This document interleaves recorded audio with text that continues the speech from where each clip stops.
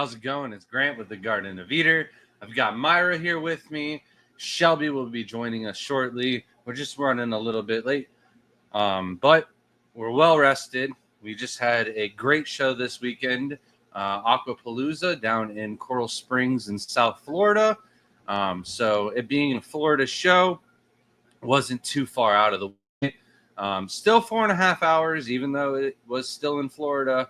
But it's a lot better than 8 hours to North Carolina or 16 hours to the Keystone Clash. So or in Pennsylvania to the Keystone Clash. But we treated this trip more like a speaker event and a little vacation thing, kind of like similar to what we do when we go to like Missouri, or when I spoke at some of their shows and we just go to the aquarium, or making an adventure out of it more so. So with this show, we left Thursday night so we could get down there and set up the show. Well, we did quite a few things, but we had to try and set up as early as we could Friday morning. This show was a little bit different. It was a 5 o'clock start on Friday. Vendor room ran pretty much the whole day on Saturday, and then Sunday is just an auction. So we got there very late Thursday night. Lucas got there pretty much the same time we did. Just pretty much stashed our plants in the AC so that way they didn't wilt or anything, while we kind of got some rest and prepared for the morning. We went to like a Long Island Bagel Company or something. I can't remember the Long Island Bagel Bros. I'm not sure, but the kids got these like tie-dye bagels. Shelby got a really good, it was Monkey Business. Chunky Monkey. I'm so sorry. Chunky Monkey coffee. So like a banana coffee that she really liked. It was a pretty quick have for breakfast and then head over to the show. I set up the vendor table with Layla. She's done like at least 6 shows with us now. She knows how to lay out all of the shrimp, all of the moss, snails, and then helps me arrange all of the plants in the bins, and makes all the labels for me, and I put all the labels on the right plants. So it's a pretty good team that we've got going on to set up the booths. And then Shelby, we did a shrimp show. We didn't really have the time or means to do a shrimp contest. If we hadn't done like 4 or 5 shows in this last month, maybe that would have been possible, but seems like since brief stock, we've stayed in a hotel more than we've stayed in our own bed. So we did what we could do best, and that was a little mini shrimp show. We did 4 tanks of Neocaridina and 4 tanks of Caridina. Shelby used her UNS rimless 3-gallon aquariums that we had for her bedroom, since not all of them are scaped. And that was just a very small, good-looking setup. I've got all the lights still from those, so we used the little LED lights on them. Filters, since running a filter for 3 days isn't really going to establish any bacteria, and there's plenty of oxygen readily available in the water. So it was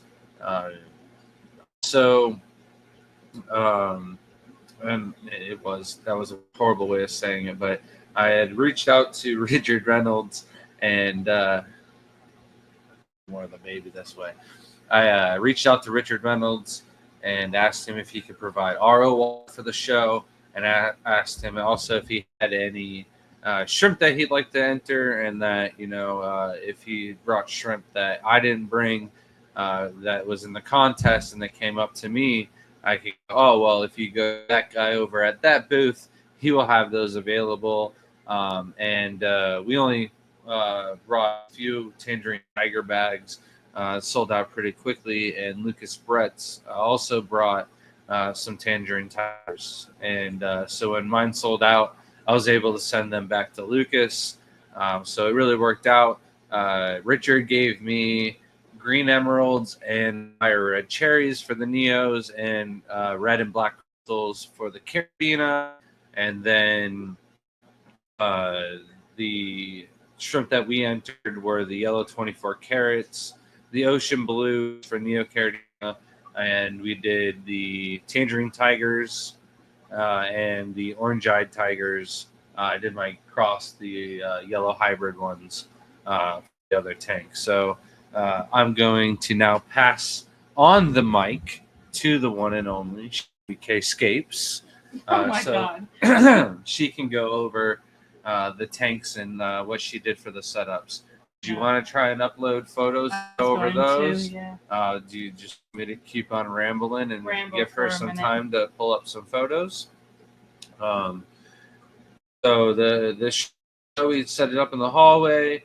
That was kind of like the hallway in between the vendor room and the speaker room.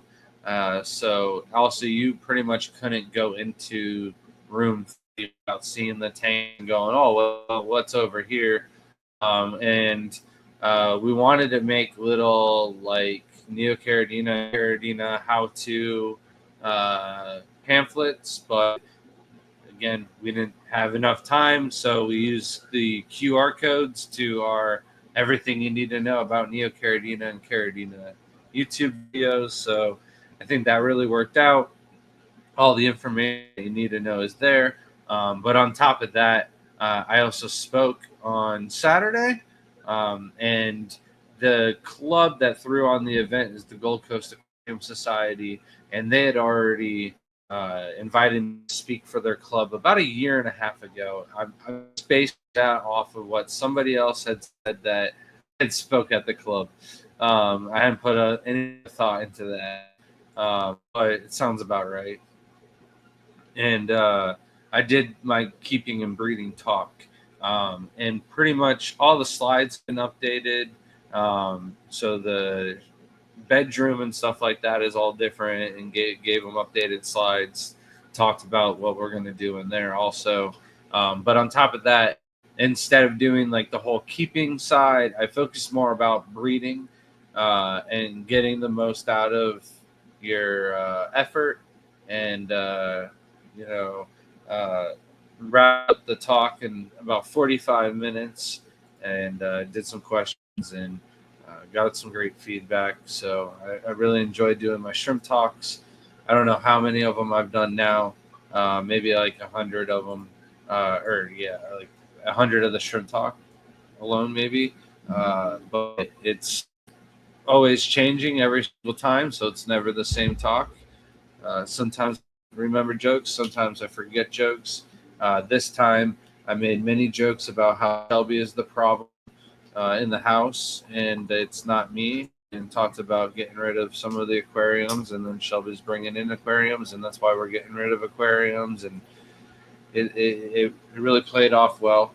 I'm laughing. I thought maybe I could get them cheering behind the little wall, like Shelby is the problem. Shelby is the problem. I think that would have been great. It would have been. And I think most people would agree. That I'm the problem? Yeah, I mean, look how many aquariums we have, Shelby. It's all my fault. You're an instigator. I guess so. So how oh almost there. All right, almost there. So the first night we got there, we didn't really do much. We pretty much that we had to set up. But Friday after the show, we grabbed dinner real quick, and then we headed over to the canal behind the place. I think Friday before dinner, I did do some fishing. I got skunked in the little lake behind the hotel. It was like a puddle because of how dried up and low the water level was. And it wasn't even like connected to the main body of water, and you couldn't walk over to it without sinking. I almost lose one of my slides. It was a little bit too muddy in one of the spots. I thought walking on the lily pad root tubers would be a good idea. And I mean, it usually is. What? it usually works out great. And yeah, it didn't work out on the last one. So I decided to stay a little bit higher on shore. My bait taken once or twice by a big old tilapia, and then decided that the guy is not really worth catching, and let's go get some food. And then that night, Shelby wasn't really up for it, so me and Layla, Lucas Bretts, and Richard Reynolds walked most of the canal that was in front of the house. I didn't catch anything, did I? I don't think so. I think I went the entire night. Well, I caught a lot of microfish, but nothing that I really consider like a good catch. Lucas got really excited when he saw silver siders. I remember the excitement. Like the first time I saw them, I was like, "These things are cool. How are these a hobby? Like we can catch these in Florida. Like I'm pretty sure I can make a video on these and everybody's gonna love them." And the guy we were collecting with was like, "Oh yeah, those things pretty much die as soon as you put them in a bag or in a cup and take them out of the. If you don't put them like right back in the water, it's pretty much toast." And I was like, "All right, well I guess that's why it's not in the hobby." And I told that to Lucas, and he didn't have the same reaction. He was like, "Oh, I'm gonna try and keep these." So maybe he'll be the one to crack them and get them to be kept or captive bred even, and get them into the hobby. Dave, I hope to see all those tanks, Shelby-scape. So about to bring those up now. Scotty says our internet connection is struggling tonight. It might just be the area. If not that, it's the computer is a little running slow lately. So there's also a big storm about to hit us, that could be playing a little bit of the issue. Pepland Creek Aquatics member for 27 months. Thank you so much. Said Grant Shelby. Good evening. Good evening. How are you doing? And then Mary Woodsman said, I live in the woods in East Texas. Will you ship to a P.O. box? Yes, we will. Yeah, absolutely. It's an option to put the P.O. box even in shipping on the website. Yeah. All right. So we will. Oh, yeah? Get those and show those aquascapes now. Sometime today. There. I'm just not hitting the right button. That might. I gotta flip back to make sure I'm showing the right thing. There we go. Hold on. Let's just do this. There we go. So this is the red cherry tank. This is the first one. So I wanted to make sure to do like a simple tank with that. And of course, the smooth rocks are just simple and easy. I also think about like contrast for the shrimp as well, so that what would make them stand out the most. So obviously like a gray scale would be better than Dragonstone, even though they do pop on Dragonstone and just about everything. They just pop even more with a grayer and darker substrate. So, and they color up with that darker galaxy. So most of these are going to be black substrate anyways. And then, of course, I just threw some accent pebbles. Layla kind of helped me with this one. Almost all the scapes Layla helped me with if you watched the live stream, which thank you, everyone who joined us on the live stream. It meant a lot. And so this one was just... wanted to let you know that she helped it also. Oh, yeah. Myra helped, too. So... all of these was just like one bucket of aquascaping and like 1.5 bucket, I would say, like including the substrate. Trying to make it light so it wasn't too much in the trunk, but like just enough that we could get like each tank slightly aquascaped. So bear with the aquascapes too. Christy S., member for 24 months, said, hi, everyone. Thank you so much for being a member. I don't think they need to bear with any of the aquascapes. They're all nice except for one. So, except for one. Yes. Oh, thanks. There's just one scape, one rock. We'll find it. You'll see it. Sterling Aquascape, member for 19 months. Thank you so much. Says, What up, Grant and Shelby? Hope everyone been well. Been moving, but finally got the shrimp room set up mostly. Glad to hear. Hope the move went well and you're enjoying your new place. Excited to see the new shrimp room. So then this is the next tank, and this is the newer rock coming out, the fire line that will be coming out in like July, I believe. They might not go with this one because the inconsistencies, but it is still a really beautiful rock. I like the layering of it, and I like the color. It doesn't pop as much once it's in the tank, but there is some reds and like a rosy orange color to the top. You can kind of see it. And I only have like, that's it, 3 pieces for this rock all together. So that was it. That's all I could do with this rock. I was trying to get as much variety of a rock as I could, just to not make it boring and to kind of make it interesting and make people think, oh, wow, there's so many different types of rock. Because when you look at aquascaping, it's generally like the same kind of rocks. Like people don't switch it up much unless you're in like the major aquascaping. Then there's some really cool rocks that I don't even know the name of them. Chris says, I watched the live scaping. It was good to see how you get it done. Thank you. Thank you so much for joining us that time. All out of the... My words just don't want to work right. It's 2 streams in a row. I know, it is. It's been bad. And I got like plenty of sleep last night, so that's not even a good excuse. Yeah, we got home early. We haven't gotten there yet, though. But yeah, I guess. Maybe. So but, the tanks. Of course, this is the yellow Neos, and I thought, black is going to make them color up the most. I would have chose maybe a different rock to contrast, but this rock, I'm not 100% sure whether it leaches anything into the water. I have not tested it. So to be safe than sorry, it went in with the Neos. So, and our yellows are so strong. So Larry D said that tank looks amazing. Thank you so much. And of course, accent stones, because who doesn't love accent stones? So this one is... Now the green, were they green jades or green emeralds? Green emeralds. Jades. Green emeralds? They're emeralds. Oh my God. They were so dark. They blended in with that substrate. You can't even there's like one in the top right corner up there. But this is elephant skin stone. Obviously, I really love this rock. I was like, here, I'm just going to grab one of my big rocks and one small one and hope for the best. So that's actually like a little cave in the center there. It doesn't show up much in the picture, but I enjoy this rock. It has so much character and color to it. I thought the greens would pop against the white, but still color up because of the darker substrate.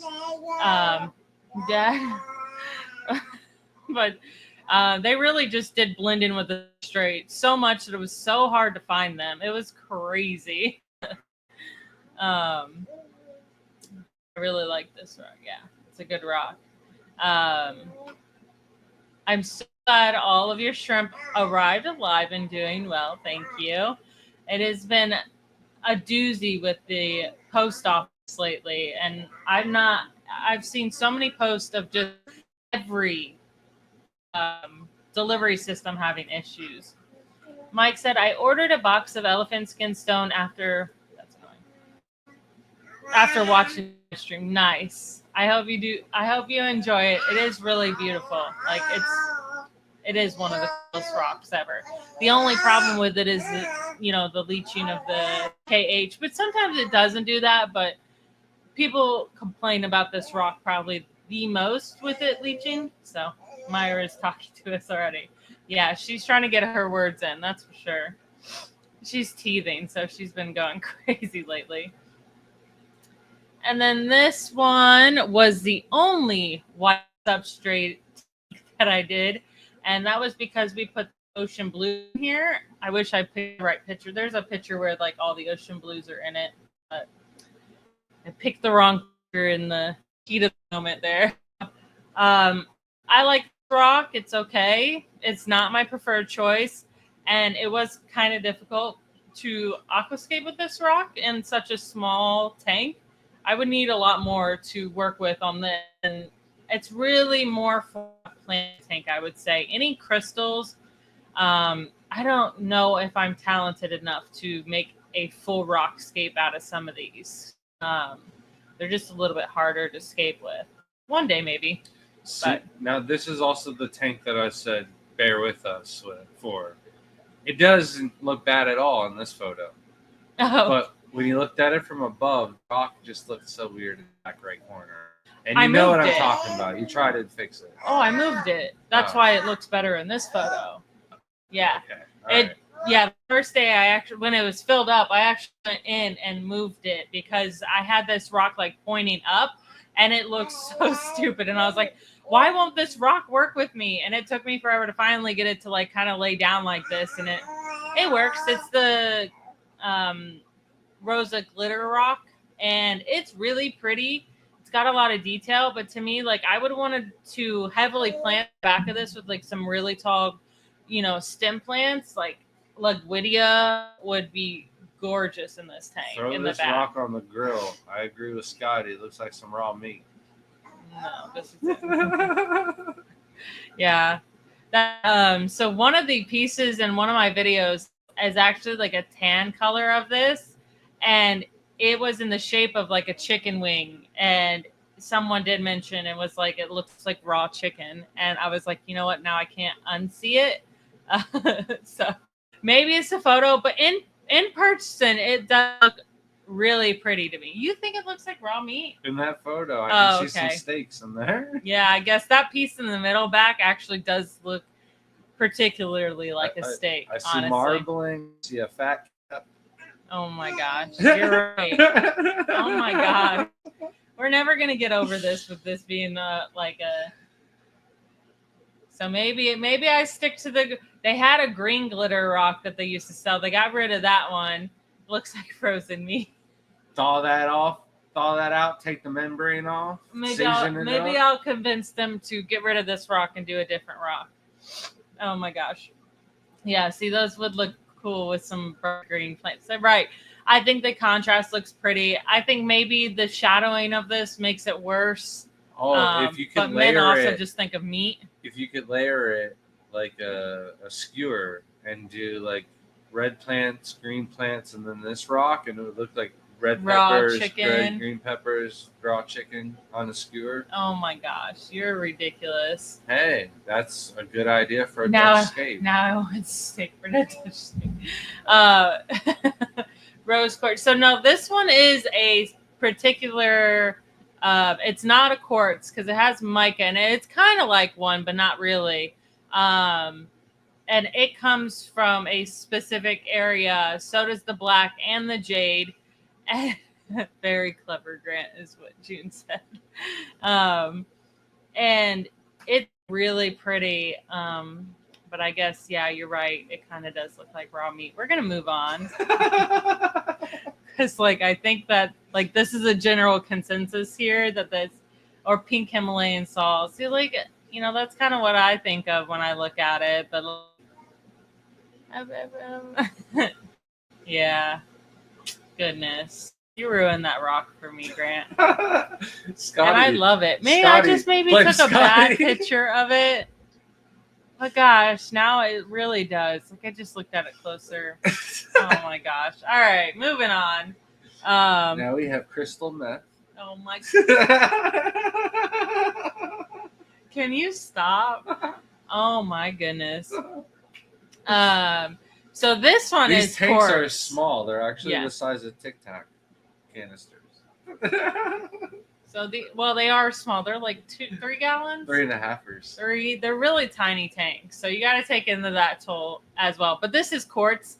These are the only pieces I had as well. So I had to figure that out, which I'm finding it's really hard to scape an all rock scape with quartz just because of the way they're shaped, the way they're formed. They're really hard to sit with each other. So I tried. And this one's just like a bunch of different Scotty, is it the iceberg that the Titanic hit? I thought the same thing, honestly, when I scaped it and I saw that white piece. I was like, you know what? That does look like an iceberg. Just that specific piece. You know how cute it would be to put a little polar bear on top of that? That would have been a great scape. Everyone would have loved that one if I put a polar bear on top of that. Aw, I messed out. Aw. And like a little whale shark in here, like hunting for the polar bear. Did I said the right? No, I didn't say the right. Killer whale is what I meant to say. I did not mean to say whale shark. But this was crystals for the crystal tank. You could find one of the one that are a little bit redder, and it could be like the polar bears like dyed red and like a seal splattered across. Oh,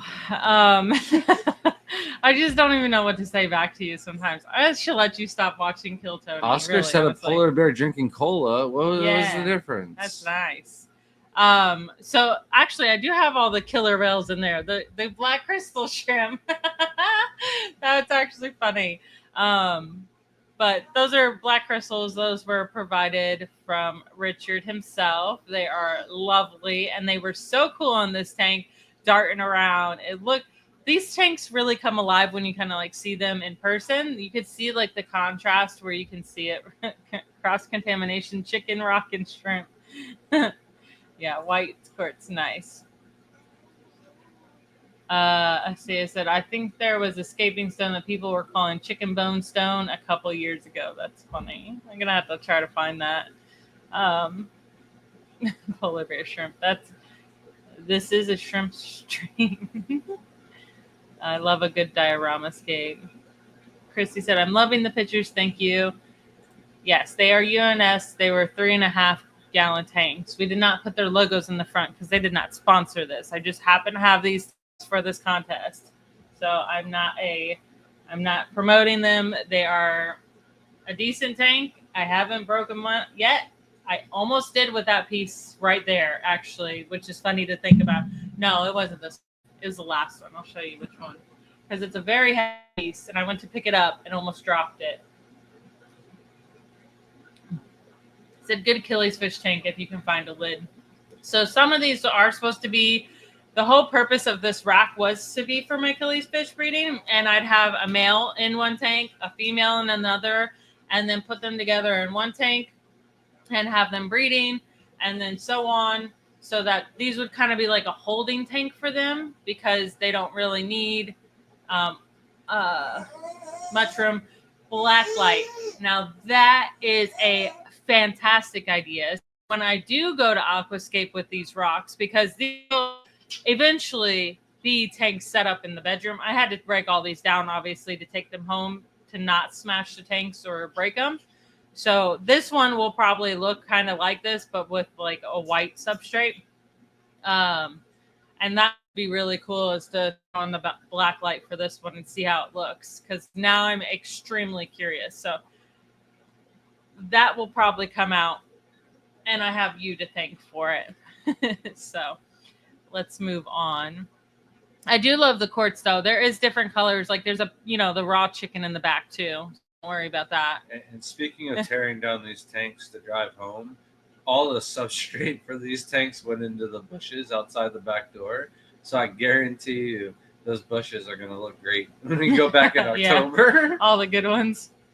So this is the next one. And, tried and true Dragonstone is always easy.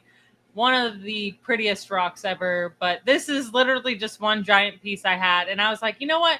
I think this would fill this tank perfectly and look like a mountain. And sure enough, I think it did its job.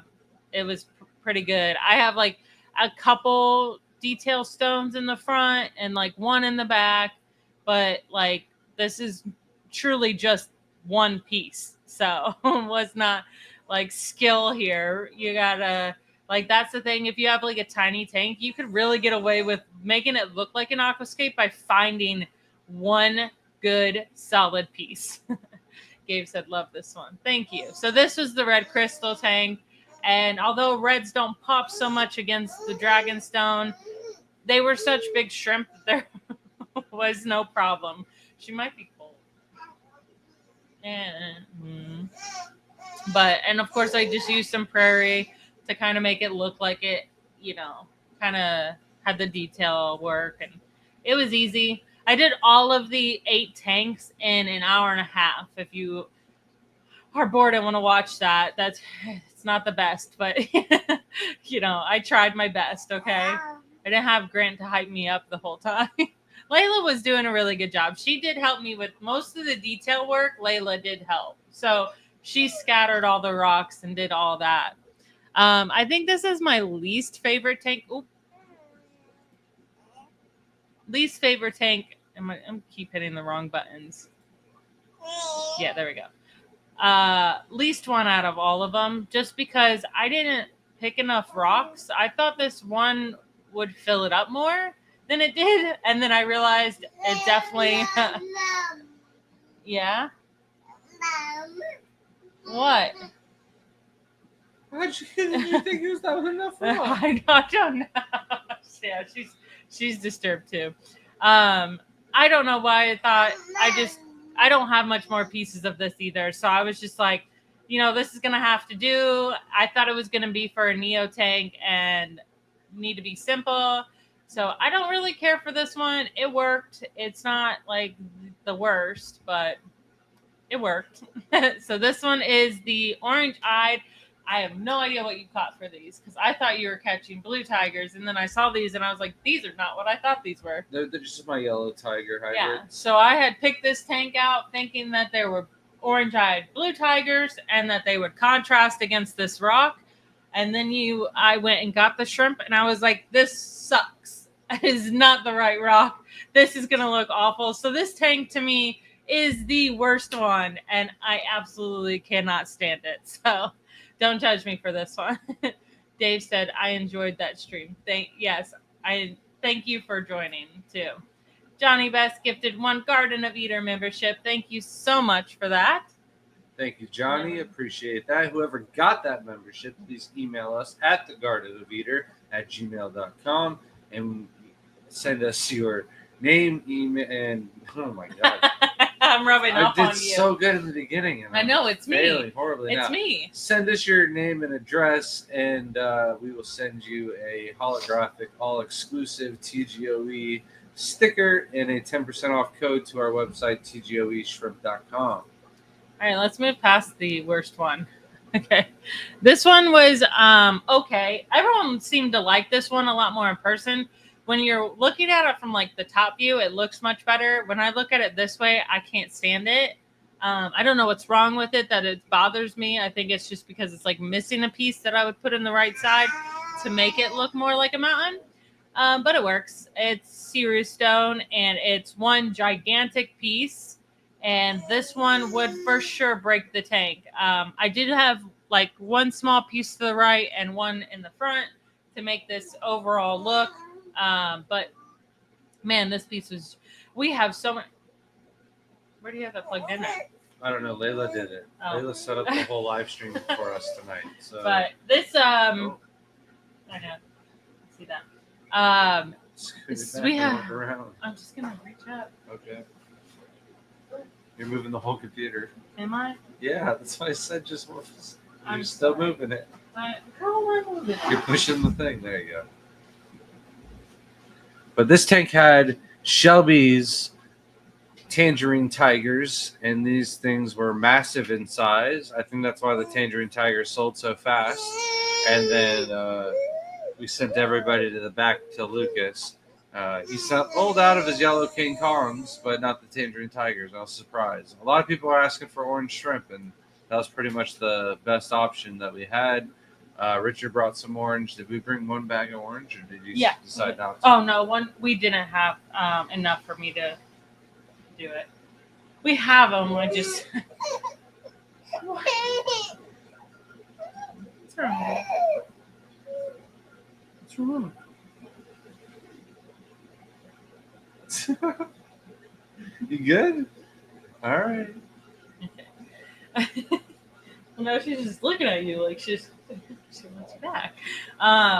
But yeah, and it's funny because like you can see how big the tangerine tigers look. That shows you how tiny this tank really is, because those tangerines look huge, or like a lion on the mountain there. So I love those. All right. Because it has a lot of depth. Thank you. She's good. I'm telling you, she hits. All right. That was all the tanks. The computer and closes everything. Brian Clarkston said, "Hey guys, I just wanted to say that I think it's awesome that you've included the whole family into your hobby and that you get to take the kids along for an unforgettable experience. Keep it up." Thank you so much. Yes, we that's kind of like a deal I have with certain things for sure, because everything, not every event they can go to, but I do, if we do get invited to a club, I do try to make sure that there's a way that they can come with us, that they can travel with us, because the show right now, like the car's packed. There's no way they can comfortably go to like Aquashella, Dallas. That's a 16-hour drive for us. That's not comfortable for them to sit straight up and like not be able to sleep at all for 16 hours.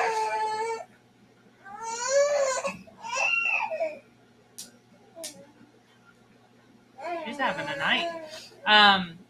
So we try to involve them in everything. I didn't get to travel as a kid.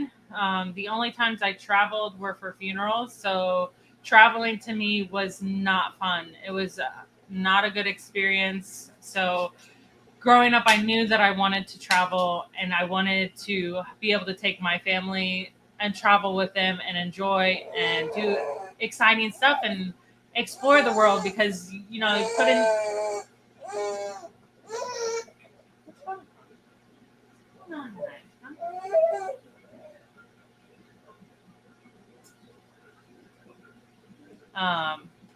But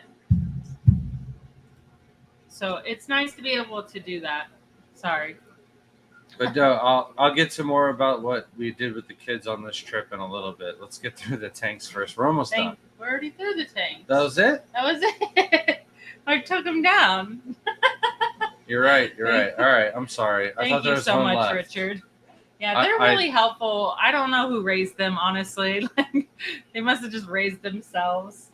But yeah, Layla's really, really helpful. Jaden tries to be, and he's always the funny one. I love Jaden. Jaden's really helpful because I can trust him to go get things away from our eye in the public, and I'm comfortable with him walking away out of my sight, right? I can't do that with Layla.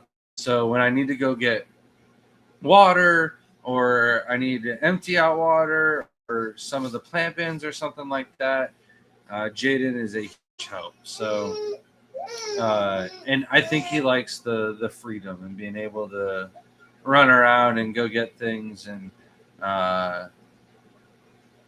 being able to do that. And Layla doesn't get that chance. He likes that. So we've got Scotty, welcome with the membership to the Garden of Eden, to Into the Future 1.618. This is what I want you to read the comments.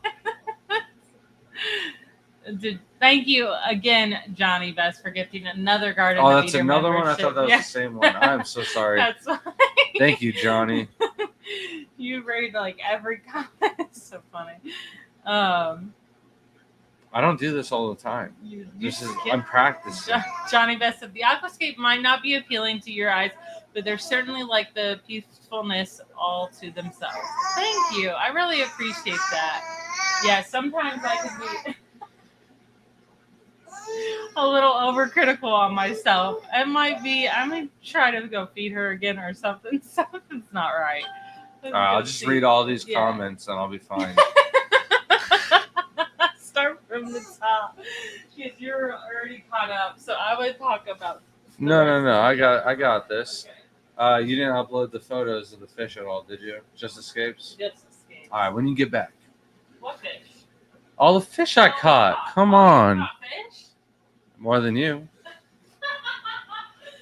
So, the actual show itself, though, is in Coral Springs. and this area itself has quite a few invasive species that are all around. This time of the year, though, I mentioned it is rather dry, and there's not a lot of water in the spots that we were going to. Before in these spots, I was catching a lot of Mayan cichlids and a lot of jewel cichlids, and there was definitely some Mayan cichlids about.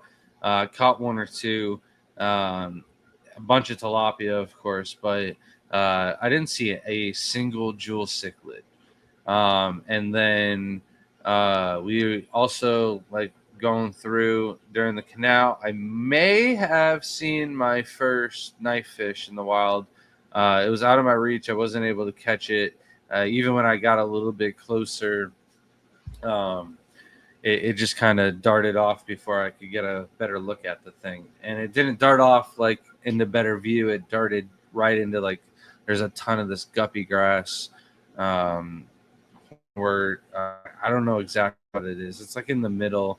Lucas has it in some of his tanks that he just like got out of nowhere. It has little bladders on it when you look at it in Lucas's tank, but it doesn't look like it has bladders in the wild. It looks, of course, thicker in the wild, but like so does most of the plants in the wild look a lot thicker, and there's more readily available CO2 out there than what we have in our tanks, especially when we're not gassing them, right?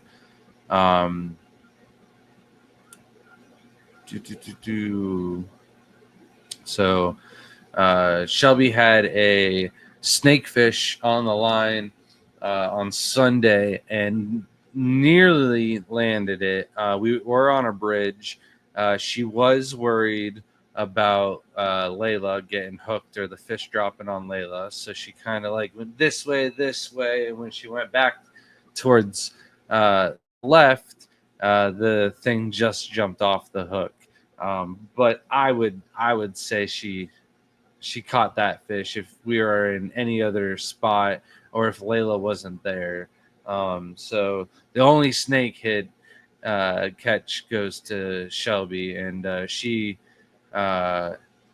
probably gave that fish a good little fight, and it wore down a little bit and spooked and decided to swim away, and that snake just so happened to be in the area. So it's a snake eating a snakehead fish, and there's a gator nearby. So that is the short that she posted. Is definitely something you don't see every day except for in Florida. I saw a bunch of snakeheads, especially when we were out at night with Richard and Lucas Bretts. Try to get a couple of them. Got a little close on a few, but they get spooked pretty easily.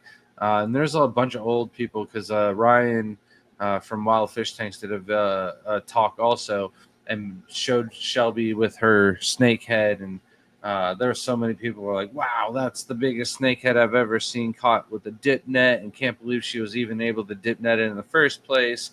And like I dip netted, I don't know, a few snakeheads, but nothing nearly as big as what Shelby caught. I don't even think I caught one like half as big. So definitely surprise and props to Shelby. She might hold the record for the largest dip netted snakehead.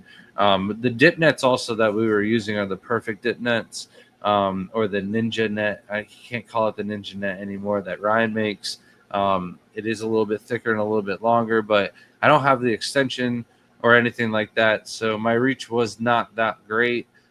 We do have like a 10-foot or a 12-foot dip net that we could have brought, but we did not have room for it in my car.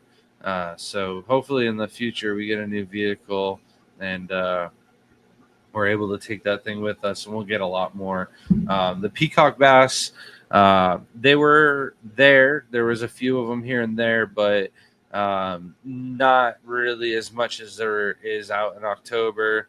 I did notice that when we were there last January that like a bunch of them had died in the winter in the canal on I-75 Alligator Alley.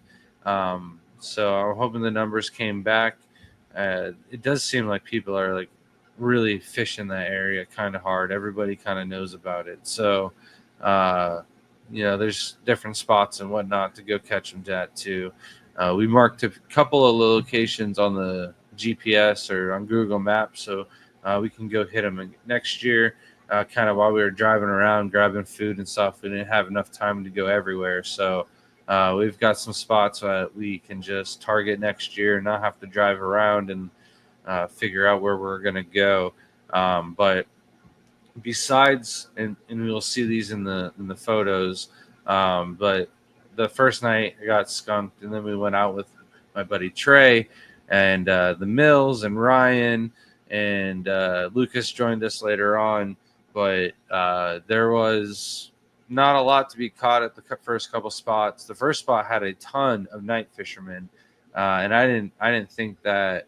I don't think it's Kimbamba though, either, Richard, because like I see that out in Florida. It's way thicker than the stuff that is growing. There was like definitely both in the canal, but I'll have to get a picture of it one time and show you. But it's way thinner than that. Or let me look it up, because I'm pretty sure Kimbamba, it like spreads and arches like an umbrella through its leaves, and the plant that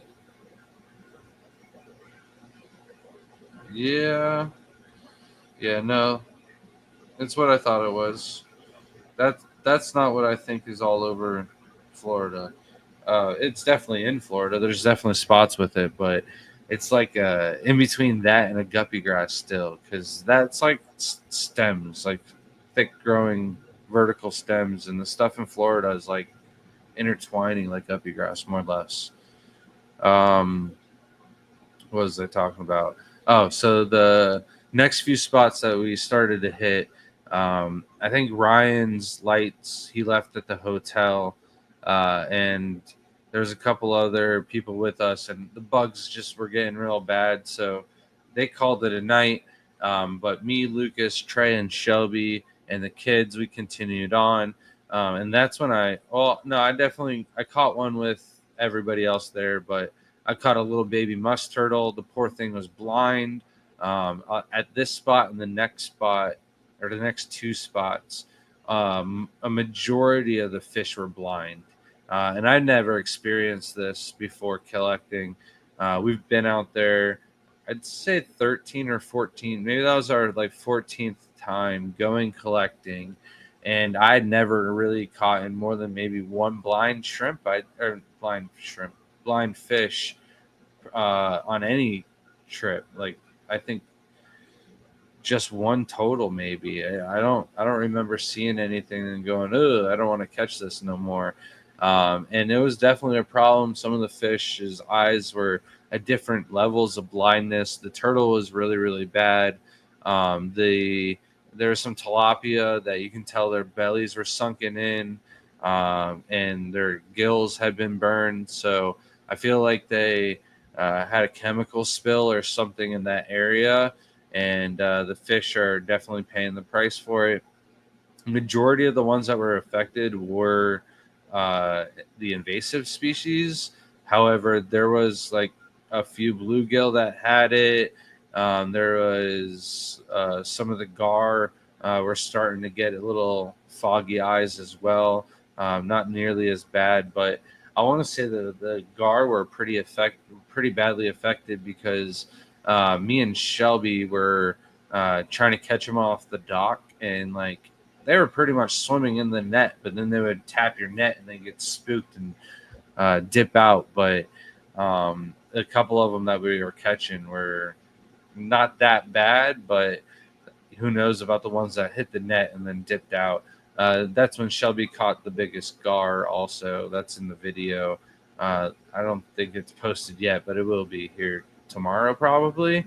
So I don't know what's going on, but it's really upsetting when you hit one of your waterways, especially one that I've kind of gotten accustomed to. We know the spots there pretty well.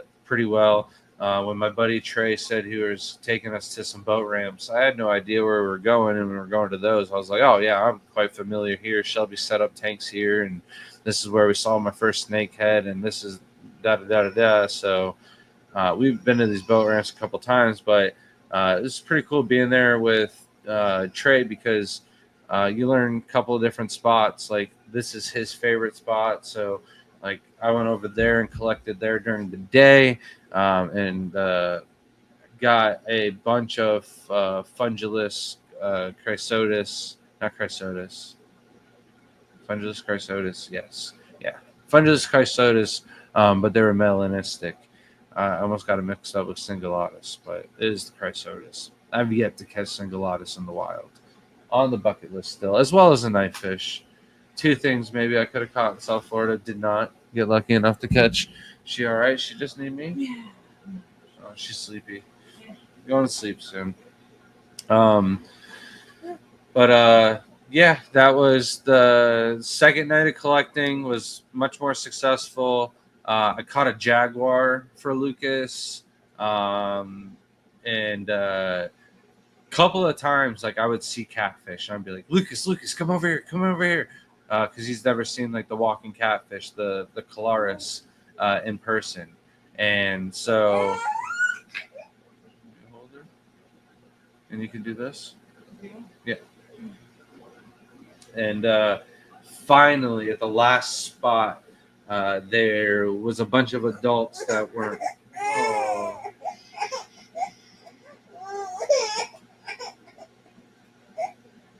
I think it's the light.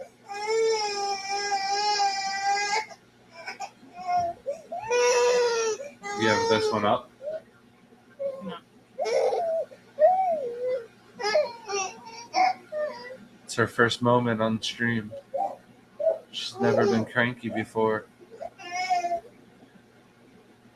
She's just tired. I don't think she slept very much today. We were quite busy and quite active, and as soon as she got a little nap in the car, we're home, and then she's awake again. So, but Lucas has never seen some of these fish before caught out in the wild, so it's pretty cool to take somebody out for their first time and show them some of these different spots and different species of fish that we're able to catch out here in Florida. Not so much where he lives, but out by where I live. So is this the first photo? It's up? No. Oh, I'm sorry. I'm so sorry. I'll go back to the live stream. Maybe. I don't know what just happened. Here we go. I'm back. I was never gone for you guys, but on my side, I couldn't see anything. And Craig says the Gators are always watching. Yeah, the Gators, the first couple of times when I went out there, I was like, I ain't scared of them because their eyes are all fluorescent when you shine them on with a light, and they glow, and you can see where they all are on top of the water, underneath the water, yada yada yada. Until like my 10th time going, and I'm trying to dip net some peacock bass, and I know there's like a big gator right here on my right hand side, and I'm like, all right, I'm keeping an eye on him, and I'm dip netting, and right in front of me a like 6 to 8 foot gator swims by, and his eyes are not glowing, and I was like, all right, well, if your eyes aren't glowing, how many of the other eyes haven't been glowing? So, and that's like the hardest part with going out there with the kids is like, you never know when there's a gator. So I really can't let Layla go dip net on her own. I don't let them get near the water when they're going fishing by themselves.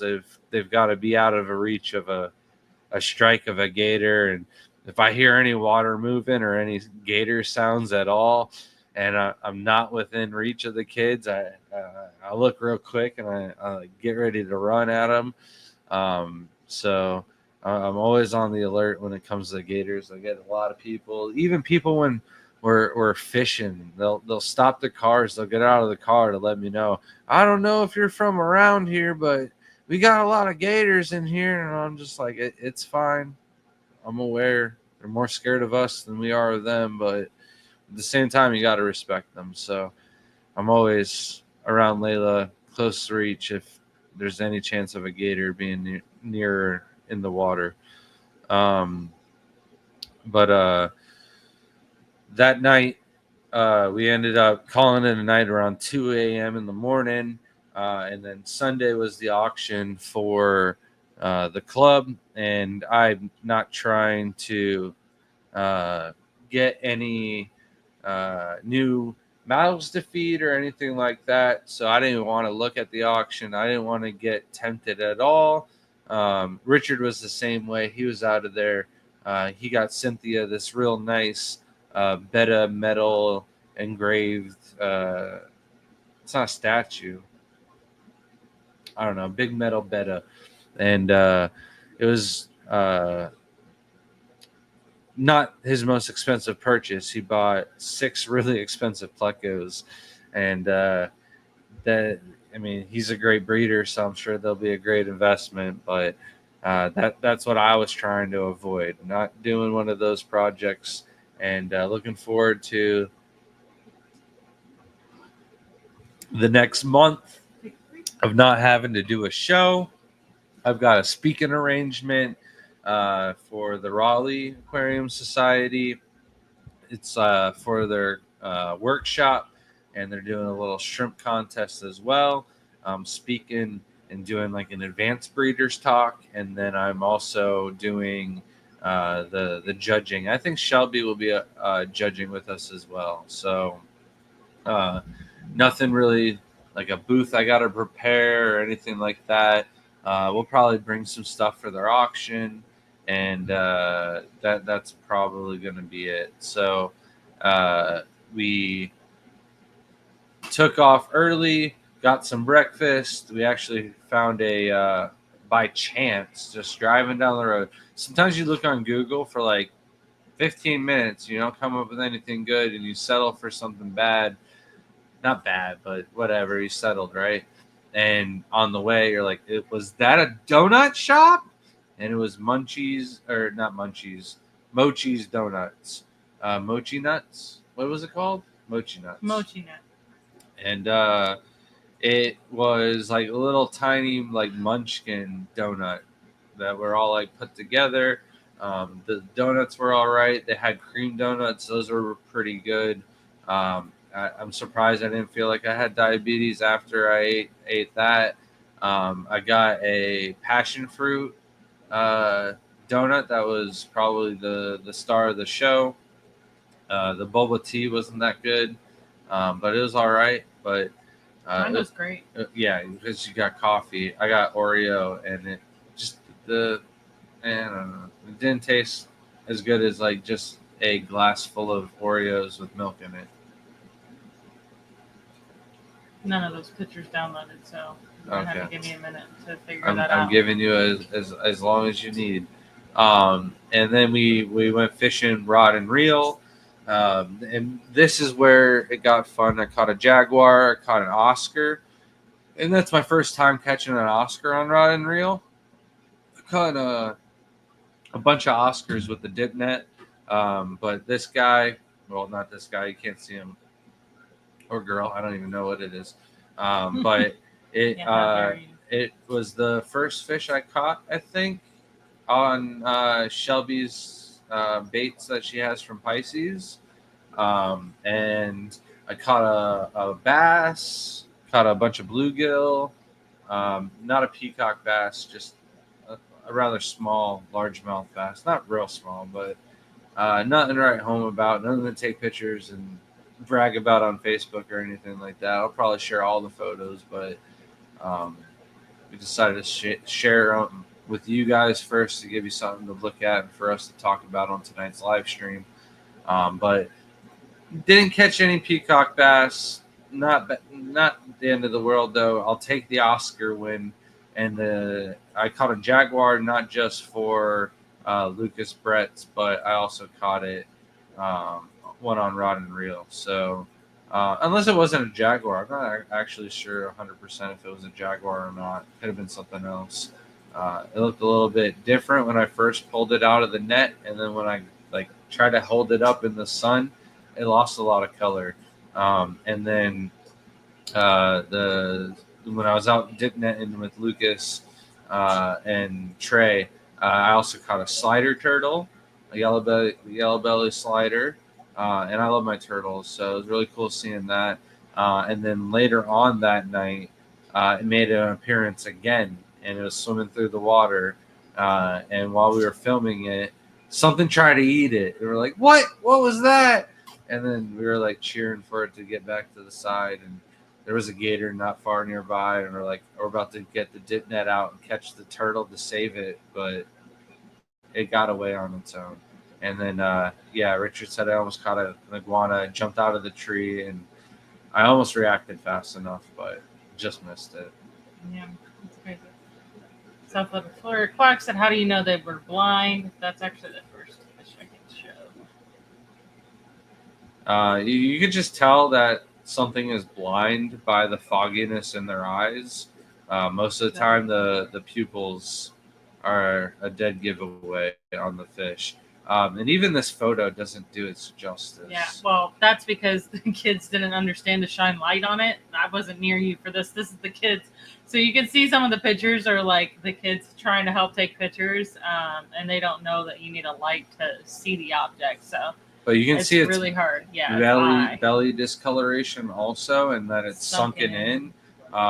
It was so blind that it was unable to eat, except for they do kind of like clean rocks and eat some of the algae. But yeah, it's just not enough when you're just doing the same rock over and over again because you can't find another rock.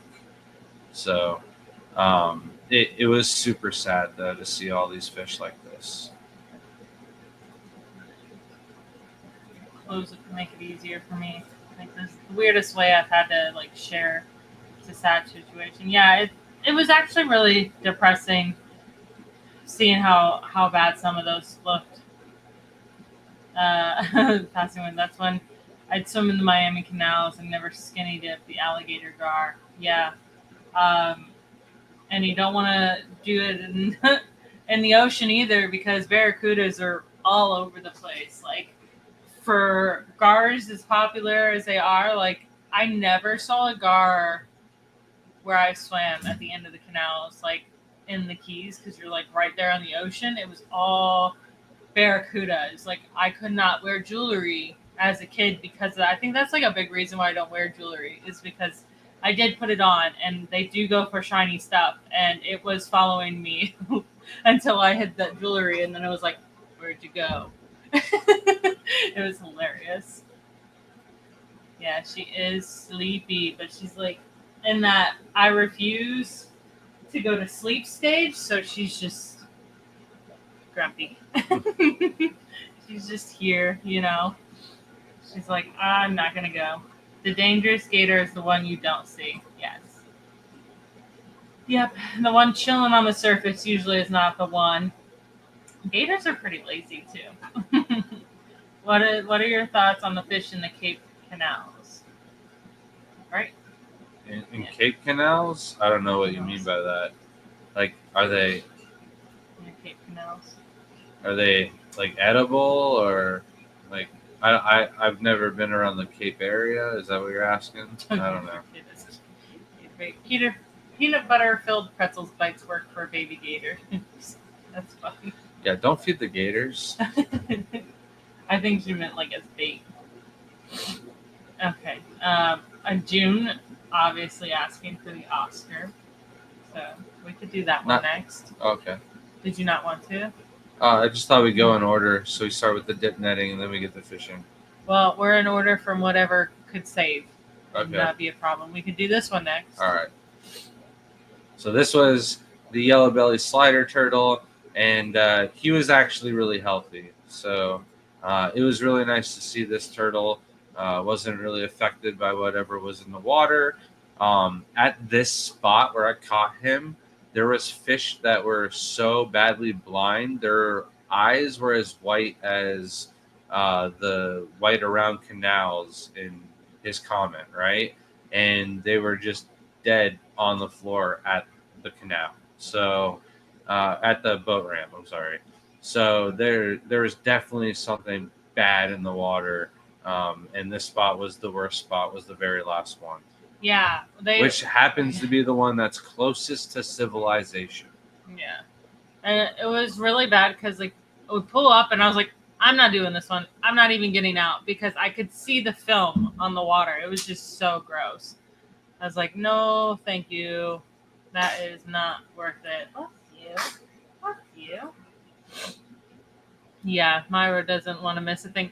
I think that so Layla, Jaden barely took naps, and then when he was a year old, he just never took a nap again. Never could get him to lay down for a nap. He was just always wired. Layla is a sleepy girl. She naps all the time. She still takes naps to this day. I'm the same way. But Myra's like in between. Like she's cuddly and she'll take naps, but she's more awake than my or Layla ever was at this age. So I don't think she's gonna be much of a napper. I think she's I gotta get going and do things, you know. So, so I know what you mean about the film. Yeah. It's just gross. You did not take any test kits with you. No, I did tell Grant though, if we lived in the Everglades, that would be my channel. Would be cleaning up the Everglades and taking tests of the water to see what's going on. Because like I know there's researchers that do it somewhat, but it just needs we need more people to do it. We need more people to just clean up the Everglades, and that's what I would do in my spare time. And I would. If we didn't have a baby, we probably would have spent the day cleaning up trash with Jaden and Layla. Mm-hmm. It was. They enjoy doing that. It was bad. Yeah. Not just the trash, but like even if we brought our test kit, I don't think we'd be able to test for whatever was doing that to the fish. I don't know what fish this is. We're sharing that next. There we go. So just a little bluegill. And its eye was fine, and it was caught in the same area as the last fish. So it seemed like the native fish weren't as affected as much, but I didn't see nearly as many Mayan cichlids as I do normally. I didn't see nearly as many as tilapia. There was still a lot of tilapia for, you know what I mean, the fish that you could actually see, but not nearly as many as normal. And I would have thought I would be seeing a lot more fish with as low the water level was, but surprisingly, like a lot of those spots are like deeper than I even thought they actually were. Yeah, this is something that Craig says I enjoyed picking up trash from amazing waterways. It's something that really just drives me insane. The amount of people that come down, and these could be even locals that just go fishing in this area, and it's all like their trash from fishing, like drinking beer and their bait cups and. I mean, someone left a whole bucket there with dead fish in it just to rot in the sun. Well, hold on. That's not what that guy did. That guy finished his day of fishing and left the bucket there of bait so that the next person could come by and get them. And the problem is somebody didn't come by in time, or somebody didn't look at the bucket, or they were worried that it's the next guy over and they didn't want to touch him. So it should have had a note said, "Hey, your leftover bait." But like what I did was I saw one of it looked like a decent lure stuck in the lining of the rocks, and I grabbed it and I put it on the side. And Lucas is like, "Oh man, somebody's gonna sit on that. Don't do that." And I'm like, "Yeah, but it's gonna get some other fisherman will probably find it and reuse it, and it'll get recycled that way." Yeah, rather than just go in the trash. Need a whole lab to test kit. Yeah, that is true. There's so many things that you wouldn't be able to test with any of the freshwater test kits. Like, there would be no solving some of that. It's pure runoff. It's fertilizers, things like that. What I was really interested in though is Trey said he bought a microscope that hooks up to his phone so he can start viewing stuff. That's cool. So if you would go to like these rivers that are healthy and go, hey, look at all these paramecium or whatever, and then go to the spots where all of these fish are blind or dead and go, hey, look, this is missing. There's definitely something wrong in the water. Yeah.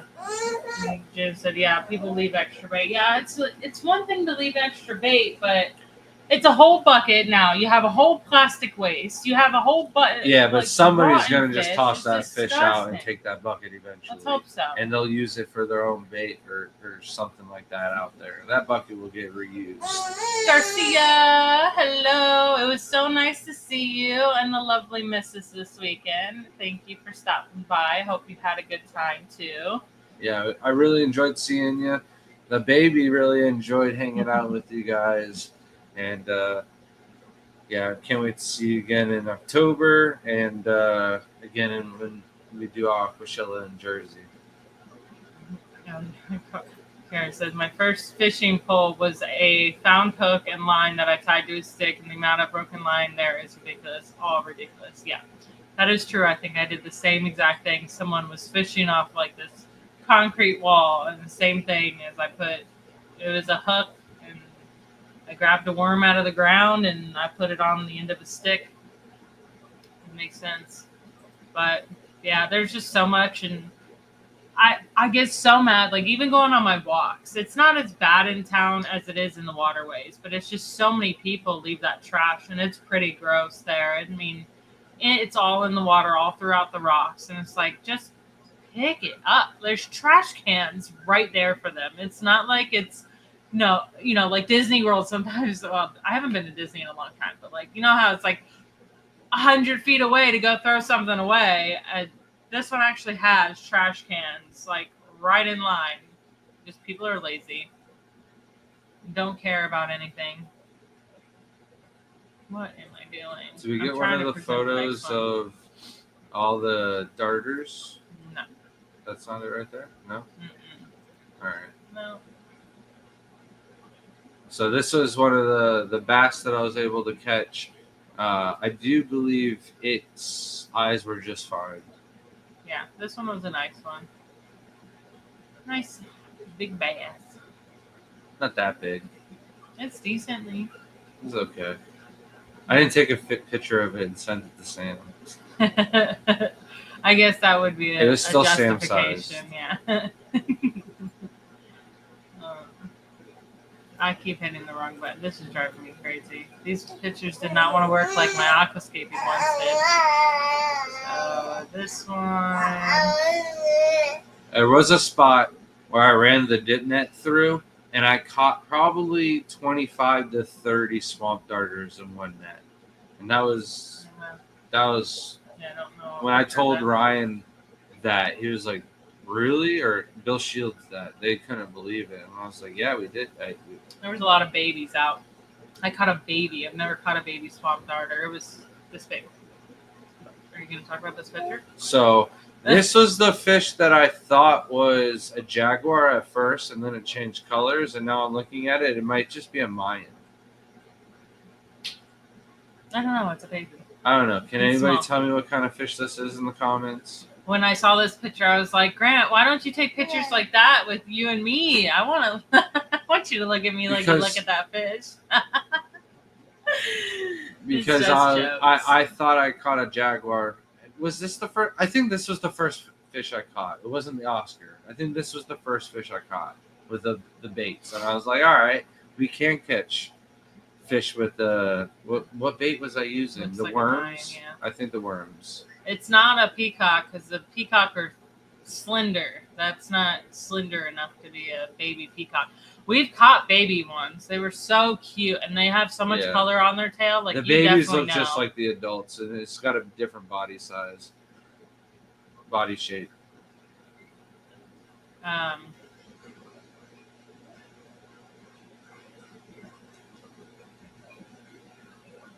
Sorry. A lot of comments came in at the same time. So, Passing One said, are they going to have Daytona Aquashella this year? No. No, the rumor is that early next year we'll be back in Orlando. I don't think they're going to do it in Daytona again. I should do it in Tampa. See, it said recreational fishing line and gear is a huge percentage of ocean litter. I watched the channel Ocean Conservation Namibia, where they remove line from seals and educate about ocean litter. Yeah, that makes sense. It really does. It's just like, and I understand because, like, I suck at fishing, so I know for sure that, like, getting line out sucks and having it get stuck somewhere. You have no idea how much I try to clean it up and pick at it. And I see people, a lot of times it's like in trees because people don't know how to cast. And I'm like, I'll give up if like I can't get fishing line or I do one wrong cast. I'm like, nope, done. Like I get so mad about that. It is definitely a big problem. I don't enjoy, like, I absolutely did not enjoy fishing. You can ask Grant. I was getting mad. I was like, all I want to do is dip net. I want to go back and dip net and not fish anymore because it's pissing me off. And I'm burnt to a crisp because of it. And I didn't even catch anything good. And it was just a waste of resources and money. So, although the thrill is fun sometimes, I don't even think it's worth it at this point. Yeah, to me it kind of does look like a Mayan. It's hard in the day because we've caught so many at night and they color up so much. I just swear when I first caught it, it didn't have the stripes. Maybe. It's hard to tell. Looks like it's trying to be. Commercial fishing pollutes way more than recreational. Yeah. That's a given with most of the time it's not us that is the problem with recycling. It's like big stores like Walmart. You gotta imagine how much plastic they get from just shipping alone. Like every little piece of stuff in that store comes in plastic. It's ridiculous. You know what? It might be a crappie because I swear it had, when I said it looked like a jaguar, it had that coloration pattern to it until it popped out. All right. Next one. The good one. And then this is the Oscar. Look at that beauty. It's a shame that they're not native. That would be so cool. Like, how cool would it be just to have Oscars like that? I love Oscars. So, and I keep thinking about it all the time too. Chuck had what is Chuck's last name? Davis? Mm-hmm. Chuck Davis had a couple Oscar paintings, and I was like, ooh, I want them. And then I realized we have one in the hallway. And I was like, oh, I would have been so mad if I had more Oscar. I knew she was going to do that. Oscar paintings. I don't want too many. Like, I can have a lot of jellyfish and octopus, but like, as far as fish specific, I don't like them that much. I love them, but not like that. There's also this little pair of Oscars that was giving Shelby some problems at the bridge too. I'm surprised he didn't try and go dip net them. What? The Oscars. Yeah, I know. There was actually, this is the first time I've seen multiple in this area because we have fished here multiple times and there was not that many.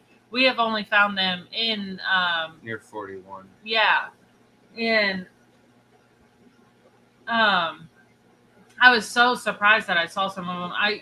I was trying so hard to catch a peacock bass, and none of them were in reach for me to dip net. That's what I kept fishing for. And then I was getting so frustrated. I didn't even dip net. I was just done.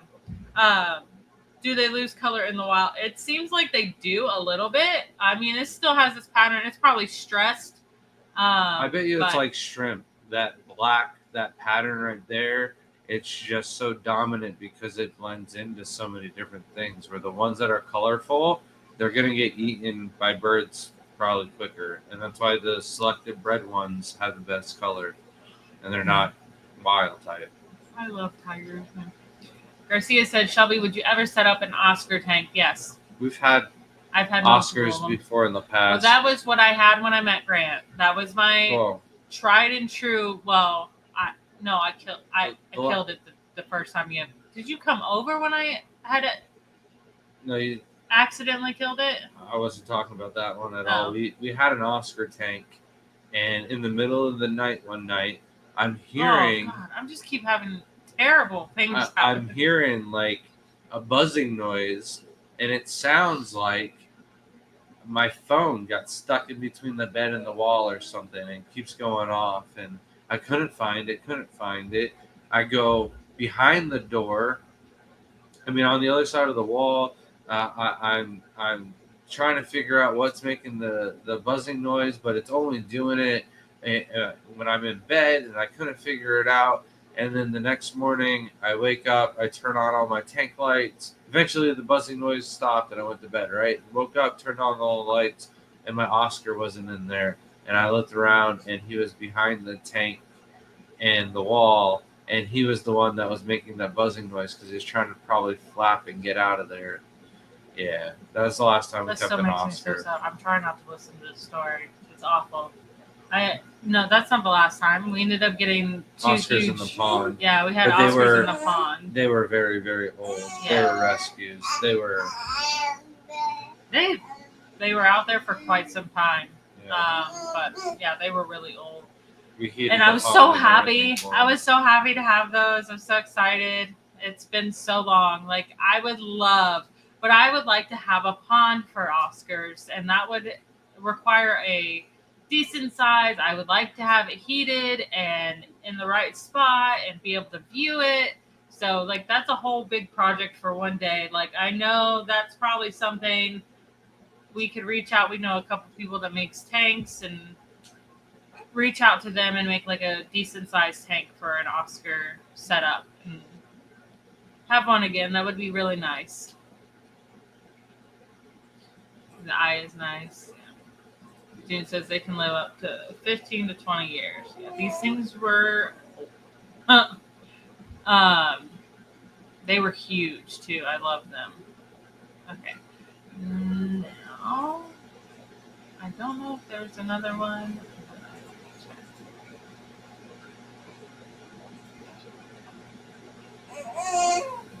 This one? I have no idea. Little baby bass. That's the bass I caught rod and reel. Yeah. Little baby. Look how big their eyes are. It looks so freaky because his eye's so big. It looks like you glued on a black eye.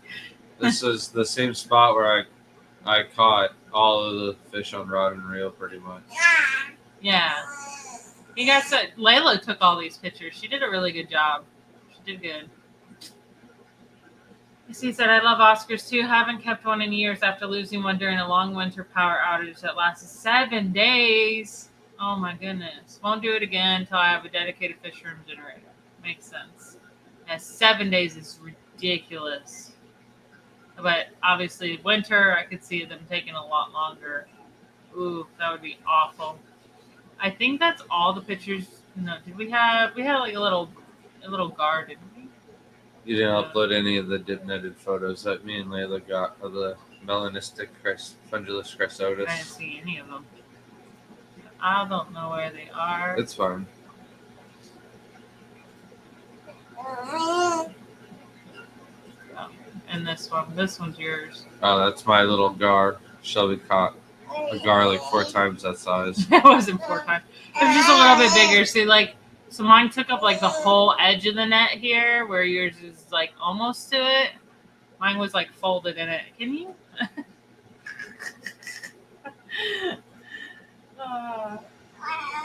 Yeah. Oh yeah. Okay. So then our trip came to an end. We drove back home. We pretty much drove like 30 minutes to go fishing, and then 30 minutes of driving to different spots to go fishing. And it was like a 4-hour back home drive. And when we got home, I heard something bad from Shelby, and I was like, all right, let's get the baby inside and figure out what's going on.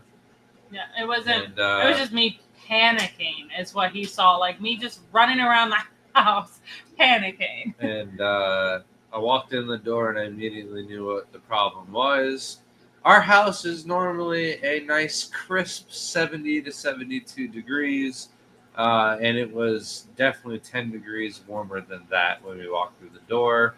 Um, and here's the thing: as we were leaving, I run back into the house and I changed the air filter so that we shouldn't have any issues with the AC when we leave.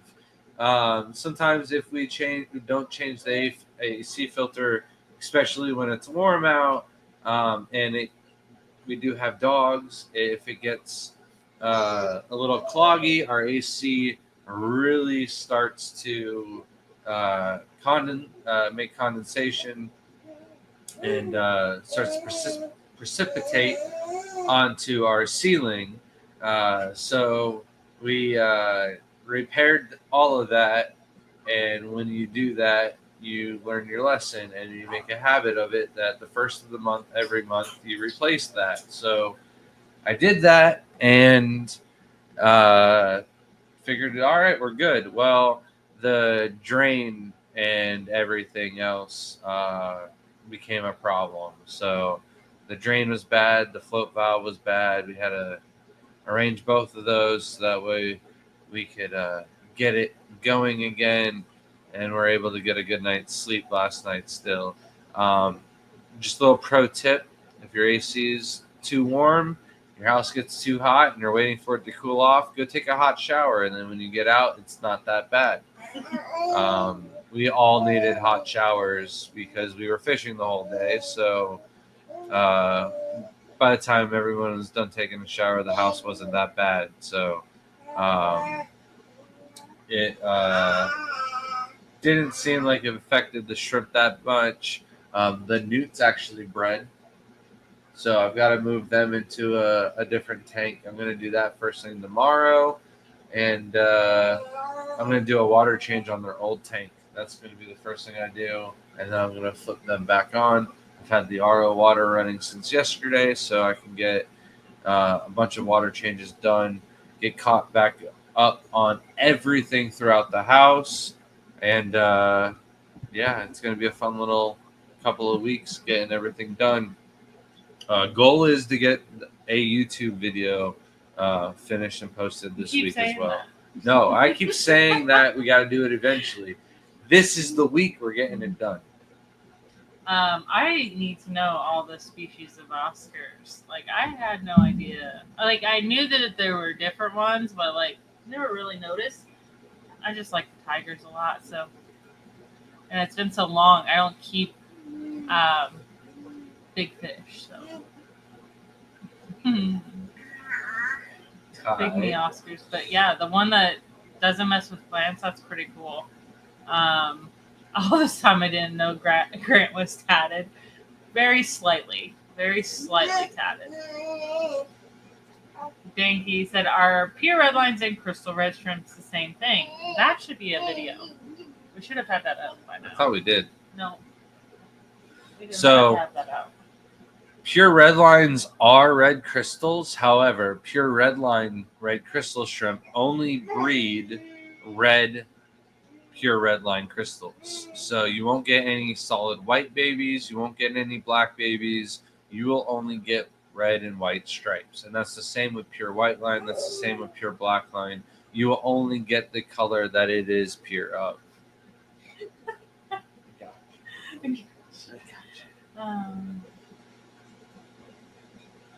Yeah, the thermostat sucks too. We had to go out one time, so obviously when the thermostat goes out, that stops the AC, and we weren't thinking about that for a minute, and I'm like looking at it, I'm like, it's dead. Like, didn't realize that controls the, like, it turns it off. I don't know why my brain just didn't put two and two together. I'm like, man, it just needs batteries. Why are you turning off? You're being dramatic. Like, can't believe I was not that bright. Adulting has its curve learning. Yeah, it's like the dumbest thing though. Like, that should be just like something my brain should have just put together though. Jesse said, "Shelby, if you guys end up stopping here, I have 8 Oscars you can enjoy." I would be so happy. we better We're not make a trip. taking any. No, but, oh, like okay. to come, like he does not want to give his Oscars up. Like obvious, those are dogs. Like Oscars are dogs. You would not ask for someone's dog, and they would not be giving their dog away. Like, I would never give my Oscar away unless I absolutely had to, and like just didn't have the room for it. Which like you need to. That's why I don't have one. You need to plan for things like that. Like. I don't want to get one and then go, well, I will get a setup when it comes time. Yeah, water puppies. Exactly. They're so friendly. I trained mine to eat out of my hand. And I miss that thing all the time. It literally is like a dog to me. I just miss it.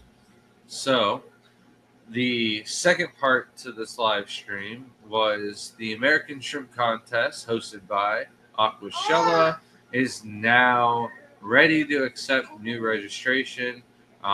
We are not fully going live with registration online just yet. We're hoping to confirm and finalize a sponsorship with Aqua. As many of you might have watched our previous video with the Aqua Shrimp Set 30 aquarium setup. I'm really fond of that tank. It is going to be getting shrimp this week, and it will hopefully clear up some of the club algae that's got in it. But the filter, the actual tank setup, everything about the whole kit is what I find one of the most ideal shrimp kits on the market. So when we're doing a shrimp contest and everybody's wondering, hey, where do we get these little tanks? Are they available? There's vendors at Aquashella that sell those kits, and they'll be able to get them there.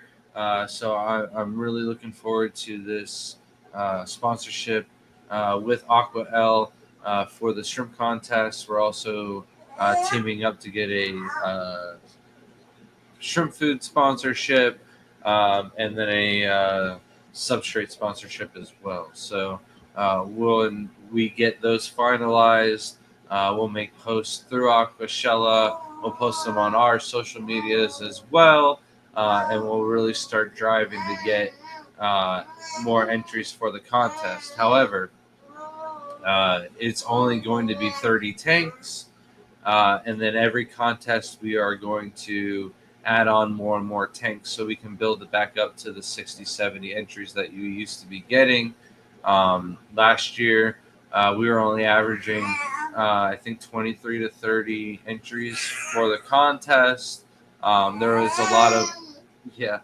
a lot of things, real life problems going on for a lot of our breeders that normally enter the contest.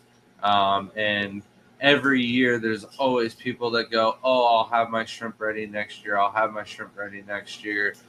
So this is the year. Scuba Steve calling you out. You better have your shrimp ready. Toop He Dog. just had a baby. Crypt Keeper. You guys, the regulars, you guys got to start entering some of your shrimp. But it's just one of those great ways to get the hobby spread out to new faces and get more people interested in it. It's quite easy to ship your shrimp in. And I always tell people, if you're looking to sell shrimp, you're making a little bit of money on the side. Award-winning shrimp are going to sell and be in more demand. This is the same for guppies, bettas, discus, Oscars. It doesn't matter if it's got a good lineage, it's going to sell more than something that does not. So I highly recommend people to get involved in the contest. I don't think we would be at where we're at today if I hadn't entered in all the first original contests and made a name for ourselves and a reputation for ourselves and had award-winning tigers, award-winning blue bolts, award-winning neos, so that way we can start selling and marketing our brand. And even though we didn't charge more money for those shrimp, I was able to sell and make a living off of them. It looks like you have all right, it changed now, but for a second, in my light anyways, it looked like you had a shaved head. like the side of your head was shaved. But I'm not brave enough for that. Grant, red and blue neos make wilds if you breed them together. It is possible that you could also get red and blue rillies, but I got wilds 9 out of 10 times when I tried crossing them together. So you could get lucky and get some cool shrimp, or you could get unlucky, and chances are you're going to be unlucky and get some wild type Neocaridina. But if you want to do the work, there's still that opportunity. Jesse said, I mean, I'd give you one to you guys, but not the average Joe. That's funny. Vanessa's trying to want to jump for food. Yeah, it wasn't far out of the water. It was just at least right to my hands. I thought it was like the coolest thing, just to like, and it was just kind of by accident, because one day, like, I had forgot to feed it on the way to school, and it was like the first time I ever like not fed it in the morning. So I came home and I was like, I'm so sorry, I forgot to feed you. So like I went to go give it food, and it jumped out and grabbed it. So then every day I just held it like an inch above the water, and then like a little bit more, and it would just do it every time after that. The membership or the registration for the contest is live. It is at aquashella.com. You just simply go to Dallas and you'll be able to register through there. All registration must be done through there. And like I said, we only got 30 aquariums. So once registration is full, we might have maybe 1 or 2 tanks that we can scrap together to add into the contest. But besides that, we've only been averaging around 30 entries anyways. So I definitely would like and prefer 5 entries per category. We did go back down to 6 categories. So the boas and the fancy tigers are going to have to duel against one another yet again. But once we get our numbers back up and we get more people entered in the contest and more people that want to enter both types of shrimp, tibies, and tibies at the same time, then we'll split it back up into 2 groups. But I think 6 categories, 5 groups for each category is pretty good. And if there is only 3 entries for one category, you do have to get a average score of above 70 in order to place. So, is there something else for me? Should I keep going? Bugsy said, I was thinking about sending in my yellows, but figured, why did I do that? No, there's not that many people that actually send in yellows. So, I mean, it would be a really good idea. Johnny Best, thank you so much for gifting a Garden of Eden membership. Sorry, I skipped right over that. I don't know why I'm tired. I'm just tired. Thank you, Johnny. But thank you so much. I was like, I had it up and then just completely forgot. Grant speaking, he put 2 people to sleep during his talk. I'm, the third person. What are you doing, silly? Whatever makes her happy. That's funny. It's funny. Grant does get so many good compliments on his talk as well. Like, people come up all the time and tell me, because I don't get to see them. I'm usually watching the table. So I don't get to see the jokes anymore like I used to when we first were traveling and doing talks. So it's a big experience. Like I get to miss out on. And our daughter decided that she wanted to. Did you tell the story? So Layla was so dead set on seeing her dad's talk, which is crazy because she has been seeing that since she was born. She was so little, and at least able to remember it. And it changes, obviously, not much, but it's our life. She's, here all the time.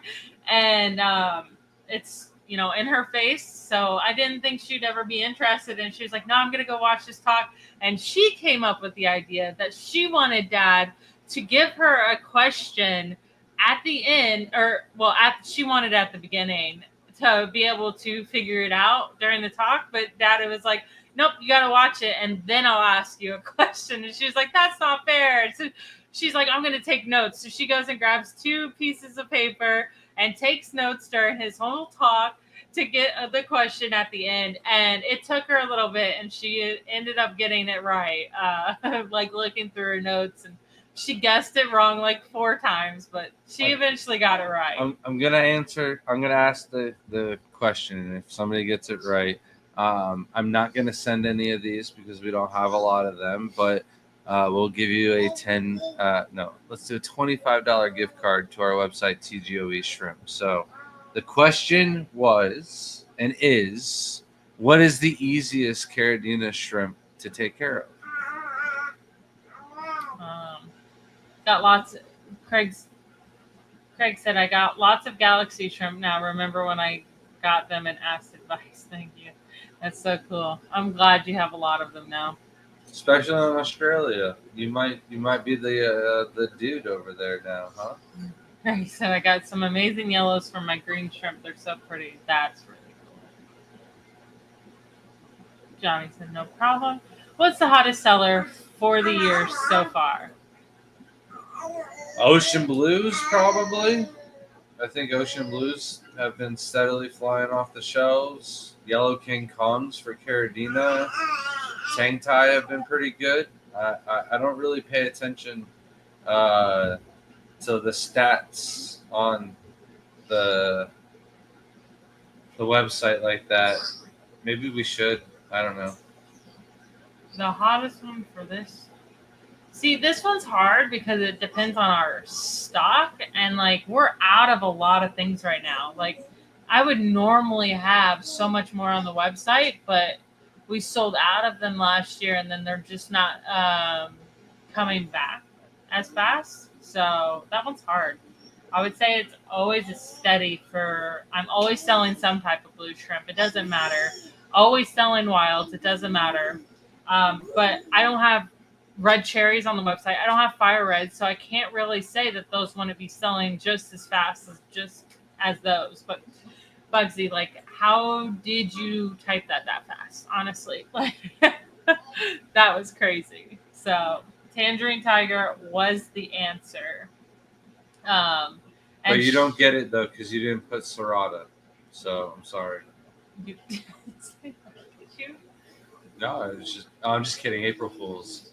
I had to get them. I had to do it. You're just annoying. It's not even April Fools anymore. I don't care. I celebrate April Fools all through April. It's funny because like the kids were talking about April Fools. And was last Monday's live stream? No. Trying to get us on April Fools and stuff, and I tried getting Layla to get Grant back, and she did okay, but not great. And so they were making jokes about doing it for the whole month, and the kids are not enjoying it, by the way. Like they keep turning around and they keep, what? I got Jaden so good today. I told him to go get another aquarium out of the car, and then he came back and he's like, "Where is it?" And I was like, "It's under the car." So then in his mind, he's thinking like the little thing that flips up in the back, and he comes back and he's like, "It's not there." And I go, "Did you look under the car though?" And he's like, "You mean under the car?" I'm like, "Yeah." So he goes out there and looks again, and Shelby's like, "This is so wrong. It's so hot outside." And I was like, "Yeah, but this next one, I'm gonna hit him with the April Fools, and it'll be funny." And he didn't think it was funny, but Shelby thought it was hilarious. I was so mad at him too because I was like, "This is so wrong." But then he was like, "You're part of the problem because you're not telling him." I'm like, "You're right, but like, I don't want to ruin your fun." I was like, "Yeah, you're the instigator." That's so funny. Boots and Cat said, "Dang it, I was behind in the stream." Yeah, I cannot tell you how many times like I think I'm current in the stream, and I'm like, "Oh wait, I'm like 5 minutes behind." That sucks. That's the worst. And especially when we do random giveaways all the time. So I try to keep up with it. But back to the contest anyways. You enter your best 3 to 5 shrimp that look identical. You want your biggest, your best looking shrimp with the same exact pattern, the same exact color, everything to get your highest score. You can enter 2 groups per category. And you could enter up to 12 groups. So if you entered up to 12 groups, you would pull a grant, and you would be like 1/3 of the contest, a little over 1/3 of the contest.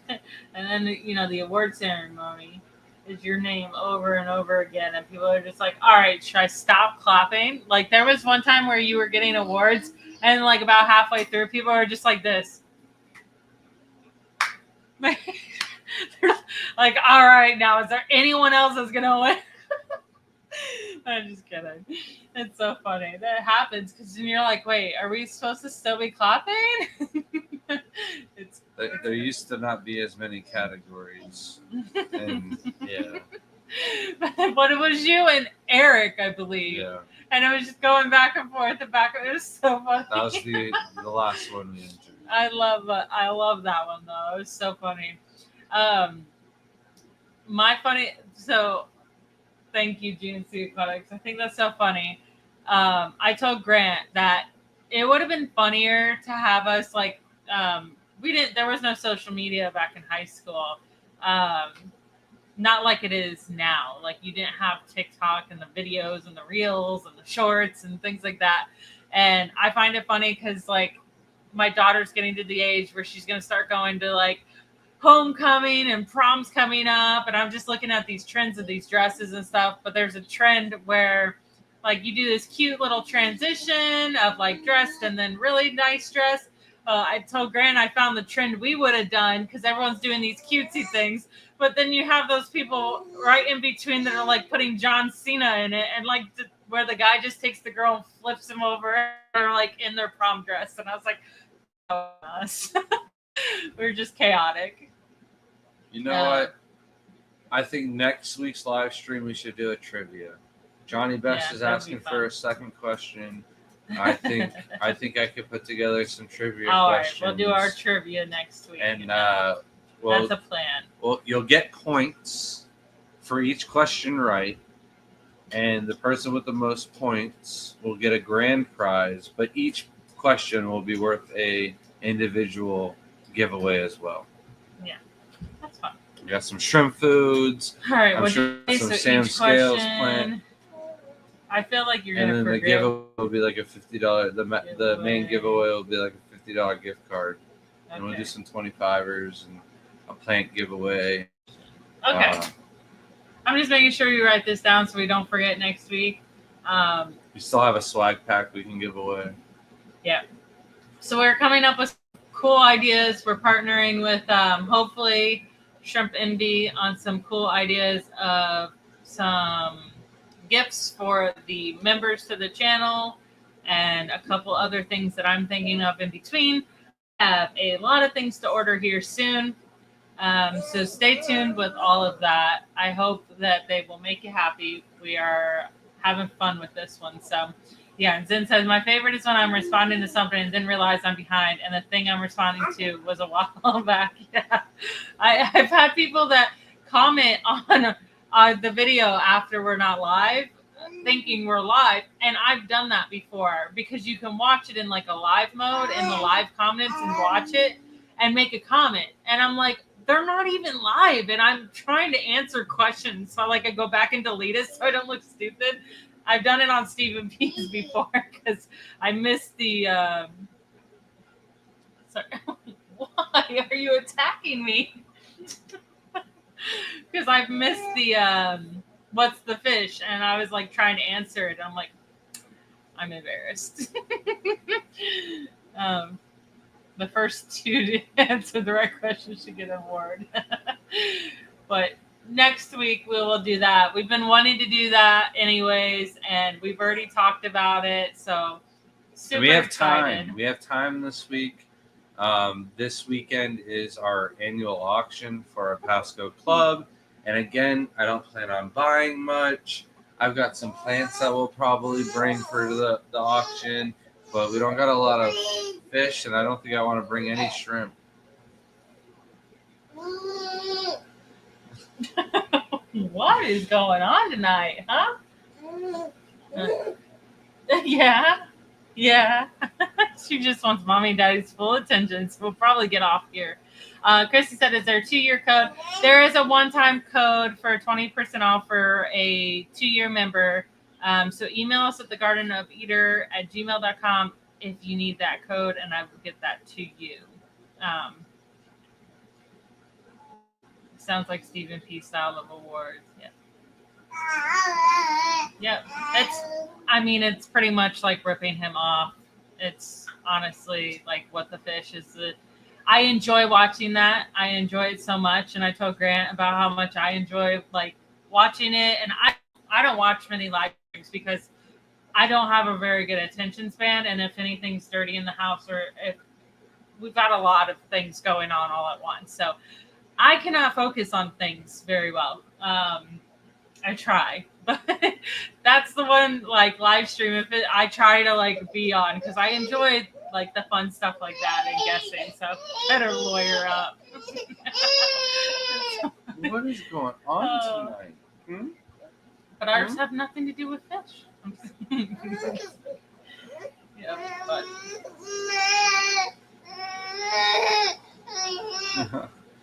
And of course, with this shrimp contest, if anybody is looking to have their shrimp shipped back, that is also a possibility. I just need you to get in contact with either Shelby or myself, so that way we are prepared to send your shrimp back. It's as simple as including a return label. And it would be great if you could include like some extra mesh, an extra bag or two, some rubber bands inside the bag, or inside the box. And that way we will use the same box, that return label, and everything you have included, and we will ship that back to you.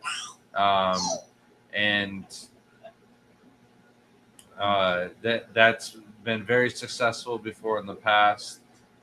We find someone that's local. I believe Papa Shrimp is our Dallas local for the show, and should be able to take all of the packages directly to the post office first thing on Monday. So if you sent it with an overnight label, you should get your shrimp back on Tuesday. So cute. And if anybody has any questions about the contest at all, feel free to reach out to me, and I'd be happy to help you guys out. Yeah, it is fun. Lawyer up. Sorry, I'm still laughing about that so much. It was just like I told Grant, I was like, well, we teach class. They like to joke about it, like, oh, school's in session. I was like, what's better than like a test at the end? And then they can get a prize from testing. And then I was like, yeah, it's kind of like what's the fish, but not as fun. But you gotta know. You're going to have to go back and watch all of the live streams before next week. So that way you're able to be all caught up and know what I'm going to ask next week. Bugsy said, what would be a good color to enter? So we have actually done a live stream where I go over all of the categories and I go over the best, like probably the top 2 or the top 3 of the hardest colors to enter into each category to get the most points. For Neocaridina, yellow is a great color. Green is also great. Red, there's usually a red in the top 3, but there's like 5 groups of reds that are entered in some of the contests. So it's really got to be a stunner if it's going to place and be red. But greens are usually in the top 3. Yellows are usually in the top 3. And I've always said, if you had some very nice realies, then those should be able to get a high score, even if they don't have color in the middle. The judges should know how much harder and how much more difficult it is to achieve that pattern. And it should place pretty high in the score. If you had the green realies or yellow realies, I would enter those. And then Johnny with the $3 super sticker. Thank you so much. Now you want me again? You were just crying earlier. Such a little chunker. She just wants to be passed back and forth. A little ham. Like I said, I can't get the clear legs out of my Ridleys. Yeah, it's really hard. Did you say thank you for the $3 super sticker, or did you get distracted by the baby? I did not say thank you.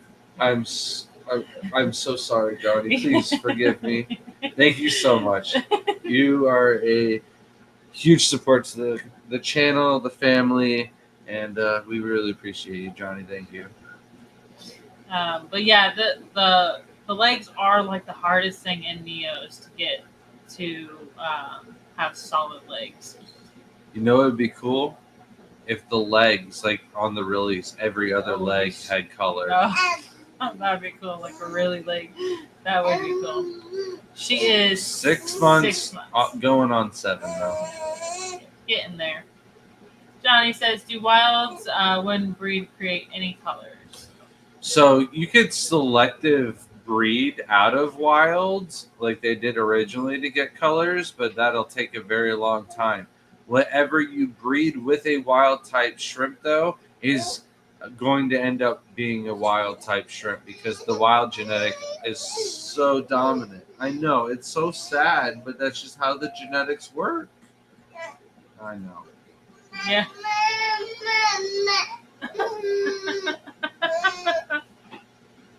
It's your turn. She just wants to go back and forth.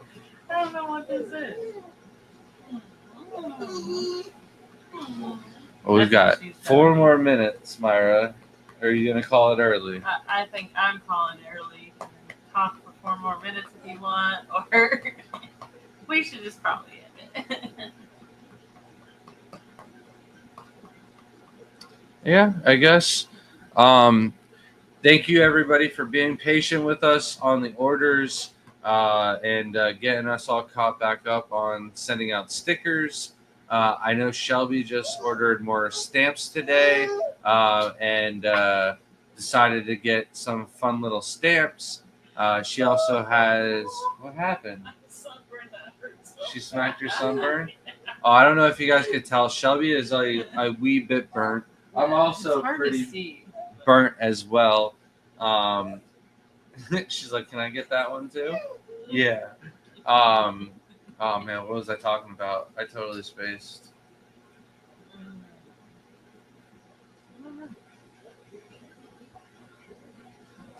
No clue. Oh, I was just telling everybody thank you for being patient, and that Shelby got new stamps. New stamps.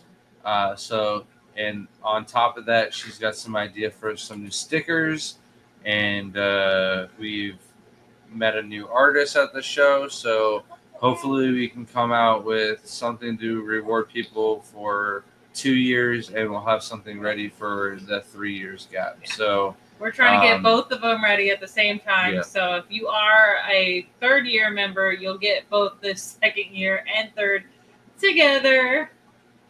And so you don't have to wait. That's why we're going to get both of them ready. And I also got to get in contact with Alex. I've got a couple of posters I'd like drawn up.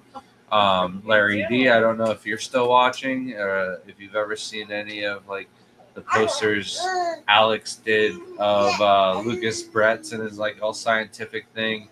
I don't want exactly that style. I don't want to copy Lucas's, but we've got some ideas for some artwork, and we'd like to achieve some of those. So if you're interested, Larry, or any other artists, feel free to reach out. We've got some ideas we'd like to get achieved to hand out to our supporters. And there's only a couple of people that I handed out some stickers to because we're running out of those at the last show.